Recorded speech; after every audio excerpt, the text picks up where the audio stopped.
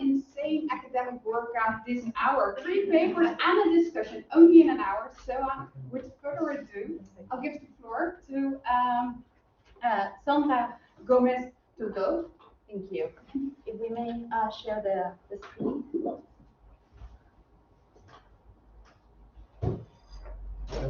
Hold the microphone close. I need these lines, sorry.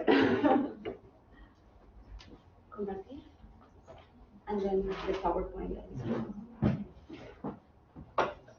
There we go, thank you. So thank you to the organizing committee for accepting this paper and for allowing me the opportunity to be here. And I'm going to start right away. The act of wearing a mask, of concealing one's identity, has been one of the most enticing and controversial cultural practices of the early modern period.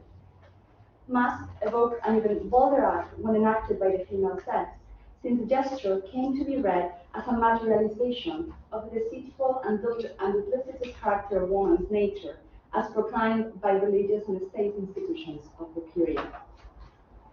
The ubiquity of such trope, however, tended to overshadow a parallel cultural phenomenon across early modern Europe: women's appropriation of a series of masculine practices as means to obtain cultural agency and visibility or invisibility in the public space. The 18th century witnessed a peak in the flourishing of masculine practices among women from different classes, a phenomenon significantly indebted to the period's cosmopolitanism and the extended influence and consumption of Italian culture through the Grand Tour.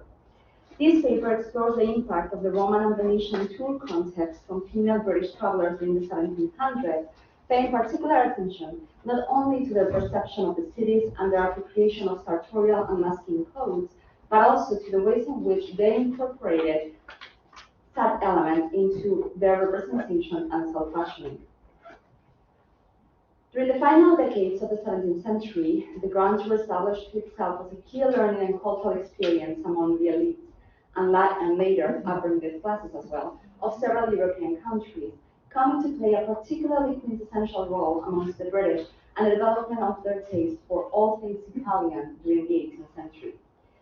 While largely studied and defined in the past as an instrumental rite of passage for aristocratic males, the thorough work of scholars such as Brian Dolan or Shearer West, among many others, has shown that a significant number of women also participated actively in continental travel during this time. The benefits of foreign travel were amply discussed in relation to young upper-class men, but rarely were such benefits mentioned in relation to female travel, and if they were, they only pointed to how they might improve marriage opportunities. Nonetheless, while the context and personal circumstances of these female travelers might have differed from that of their male counterparts, since often, although with exceptions, they traveled within the family context unaccompanied, many examples of travel correspondence and writing show that they equally approached the journey as a pursuit for intellectual, cultural, aesthetic, and social improvement.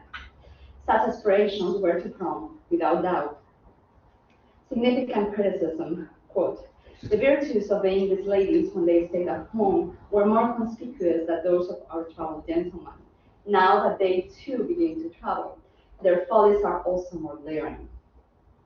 Nevertheless, continental travel offered women much more than an embellishment of possibilities, but rather opportunity to cultivate taste, judgment, and connoisseurship, develop drawing and writing skills, comment on the world around them, navigate foreign cities, and participate of a rising sociability and inspiring entertainment. Although multiple itineraries existed at the time, some of the most conventional ones reserved Venice as the last or one of the last stops at the trip, before indulging on the awaiting pleasures of the Serenissima. Rome was a central part of the tour, where to fulfill the journey's expectations for moral and cultural edification through the meticulous observation and study of its antiquities and collections. The knowledge of antiquity he acquired was to lay the foundation for the cultural authority and cosmopolitanism that individuals aimed to imbue themselves with. Such element was unavoidably present in the genre of Grand Tour portraiture, in which significant examples of female portraits still await a more systematic and detailed analysis. Attributes, landscapes, or antiquity backgrounds were elements consciously and meticulously negotiated with portraitists and meant to flesh out the sitters' cultural and social ambitions in pursuing the tour. Travelers such as Lady Margaret Point or Charlotte King chose to be portrayed surrounded by the attributes in reference to those skills cultivated during the tour, such as drawing, music, and reading. However, a variety of secular advertisements for foreign society were also present in Rome to accompany such endeavors in amateurism and connoisseurship, including salons, the carnivals, and of course, masquerade balls. A portrait by Anton Raphael Mengs, leading figure in the Roman international milieu and portraitist to a number of grand tours during the central years of the century of the young Arabella swimmer, sheds light on British women's enthusiastic engagement with the culture of the masquerade at home and abroad, and phenomenon extensively recorded in Georgian visual culture and portraiture. Likewise, the likeness showcases the value of the mask in the 18th century's collective imagination as an instrumental attribute to convey a woman's fashionability and worldliness. The portrait was conceived as a pendant to that of her husband, a wealthy merchant from Jamaica. Both were commissioned to Mengs during the couple's stay in Rome, where they arrived during the carnival season in 1752, but only Arabella's has survived. Mengs significantly influenced by the conventions of court portraiture at this time, created a heavily criticized but visually striking contrast between the young woman's elaborated and colorful ball gown, along with her flesh-colored mask, and the bucolic Roman landscape behind the balustrade. Along with placing the traveler against the background of Roman antiquity, in the form of the ruins of the imperial palace on the Palatine Hill on the left or the unidentified relief on the right, elements she would be avidly consuming as a tourist, she is also presented as an active participant of the city's foreign and sophisticated sociability in her masquerading attire. Thus, swimmer is fashioned here as a cosmopolitan participant of Rome's both connoisseurial and leisure spheres, playing the delicately held mask a pivotal role in conveying such discourse. Mengs would return later to the format and codes that we see here while working for the Spanish nobility, especially in the case of the well-known portrait of the Marquesa de Llano, which clearly evokes this earlier example. Furthermore, the usage of masquerade attire for signifying a woman's elegance and elevating her position would often be found in the context of marriage portraiture in Britain. Venice played an integral and substantially different part within the educational project that the tour and continental travel entailed. Rome embodied the classical past and its glories, while Venice offered a window into modern art, spectacle, politics, wealth, and sexuality. British visitors flocked to the many theaters, concerts, assemblies, casinos, and ridotti that populated the city, offering endless opportunities for amusement. For male travelers, this often meant the possibility to indulge in the dissolute and libertine behavior enabled for men, and often women, by the city's permissive and sensual atmosphere, acquiring thus a more mundane education at the hands of the acclaimed and learned Venetian courtesans. This notion was equally encapsulated by grand tour portraiture, which acquired a significantly distinct tone in technique and content in the case of the Venetian context, being one of the examples from the Society of Dilettanti Club portraits by George Napton most revealing. Although constrained by the social and moral prescriptions that regulated a gentlewoman's behavior, these women travelers took part of this burgeoning sociability, by attending the theater and concerts, being also particularly drawn to the casinos. While some of these acted as gambling halls and brothels, many of them were exclusively devoted to female coteries and conversation salons, where female travelers were often welcomed by distinguished Venetian hostesses. They also paid close attention to their Venetian counterparts, recording customs and attire, as well as praising the freedom that the city offered them. An unidentified traveler marveled herself in 1765 at Venetian women's freedoms. Quote, "We may give ourselves what airs we please about our religious liberty, but for the ladies, Italy is undoubtedly the land of perfect freedom. To all public places they constantly go in pairs. What would become of the reputation of a miserable Englishwoman if she was to go to the play with a man with a pet? And yet, that is constantly done here without imputation of wrong. In short, if a woman has any mind to be wicked, Venice seems to be the last place in the world to give her better sentiments." As Dawn has acutely pointed out, along with the perception of women's behavior and realm of action, local attire and fashion were the other aspect that swiftly captured female travelers' attention when arriving to a new city. As a matter of fact, the capacity to discuss, judge, and accurately imitate foreign fashions, both in terms of cosmetic and sartorial practices upon the return to Britain, came to be perceived as a true sign of the cosmopolitan female traveler. Several written accounts portrayed British women travelers' fondness for adopting Venetian attire and more specifically using the mask.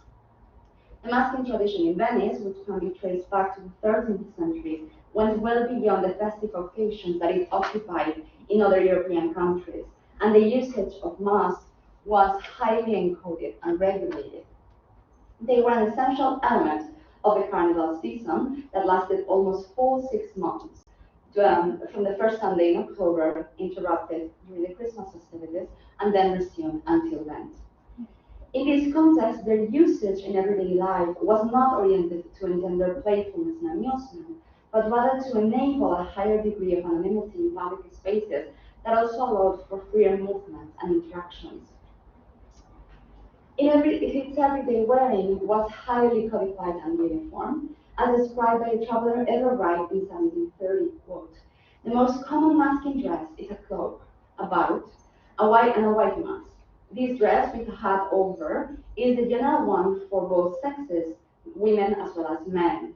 The bout is a sort of hood of black silk which comes round the head, leaving only an opening for the face, with a border of black silk lace which falls about the shoulders. The white mask comes no lower than the bottom of the nose. The bout covers the rest." This account speaks clearly to the extensive presence of this attire in the bauta throughout the city.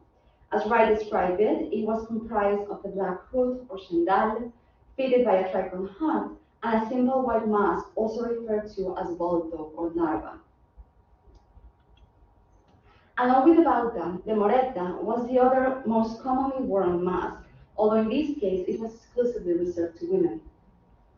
This oval and strapless mask made out of black velvet or lace was worn without a hat and usually held by clencing between the teeth a small button that prevented its wearers from speaking. On this occasion, another play of identity concealment came into place, as women chose who to talk to and thus who to reveal their countenance to. British travelers swiftly appropriated these sartorial codes, with English women priding themselves in their adoption of the new attire and fantasizing with future occasions to wear it after departing Venice. Quote, "I am become wonderfully fond of the masking dress, and I am told I wear it just as well as a Venetian. It is the most comfortable, warm walking dress that can be conceived. How delighted should I be to surprise the dear society some night or other in my white mask and man's hat. You have no notion with what an air I have learned to put it over my right eye." Likewise, even during her time in Florence, Lady Walpole was reported, according to Horace Mann, to speak of nothing but Venice and going about dressed alla Veneziana. Although I'm still working to identify portraits of British women travelers in this attire, the existence of other examples convinces me that they were a crucial part of English women's memorializing of their Venetian sojourn. The more intimate scale, visual immediacy, and fanciful finish of pastel was certainly deemed appropriate by both artists and travelers to portray their engagement with Venetian fashions and costumes, as we can see in these two examples by Leotard and Carrera. Carrera certainly became the most demanded portraitist among British patrons, both male and female, in Venice. her work in pastel and miniature particularly suitable to travel with as a memento. Likewise, her pastels circulated widely throughout Europe in the form of prints, becoming intrinsically connected with the culture of Venetian masculine masquerading, as the reproduction in London of her portrait of Felicita Sartori in Turkish dress as a Venetian lady at a masquerade clearly shows. Among her works, a significant number of unidentified female suitors in masculine attire can be found, doing no small part to the popularity of both the bust-length format and the allegorical subject within the subgenre of the Venetian Grand Tour portrait, where no setting nor attribute beyond the mask or the costume might help to contextualize the sphere. We know for sure, and I self-analyze here with just a few brushstrokes of this case of study that I hope will pave the way for further research, that she received Lady Sophia Fermor in her studio. She was visiting in Venice as part of the grand tour that she and her younger sister Charlotte had initiated with her parents, Thomas Fermor and Henrietta Louise Jeffries, the Earl and Countess of Pomfret. The Countess had been earlier encouraged by her friend Lady Mary Wortley Montagu to travel to Venice and undertook the trip along with her husband and daughters between 1737 and 1741. Jeffries also recorded in her letters and diaries her walks throughout the city in masculine attire with their daughters, along with the visit to Carrera's studio. When Lady Sophia's portraits by Carrera present the sitter in character, that of Juno, or as the one that we see on the screen as a Tyrolean woman, and not in masculine dress, they tellingly reveal the lady's taste for costume and identity play. Upon their return to England, the sisters' attendance to the Duchess of Norfolk's masquerade in February 1742, recorded by Sir Horace Walpole in his correspondence, was commemorated in a portrait attributed to Anaximene. Against an Italian background, both sisters stand graciously in front of the viewer, elegantly dressed in the pastoral manner, one of them prominently holding a mask, a signifier of the event being recorded. The mask can be easily identified as a moretta, evoking the sisters' recent time in Venice and their adoption of fashionable masking codes that were now deployed back at the masquerade in England. Pending further analysis and research, the accounts and portraits of Georgian female travelers considered here throw significant light into their perception and appropriation of Italian, more specifically Venetian, sartorial masking codes. These came to play an essential role in their self-fashioning as cosmopolitan travelers, both in text and image, and even, as I hope to continue to explore, in their engagement with the culture of the masquerade in English soil, thus contributing to the negotiation of their cultural and social position, agency, and visibility in a male-dominated arena, such as the 18th century continental travel. Thank you.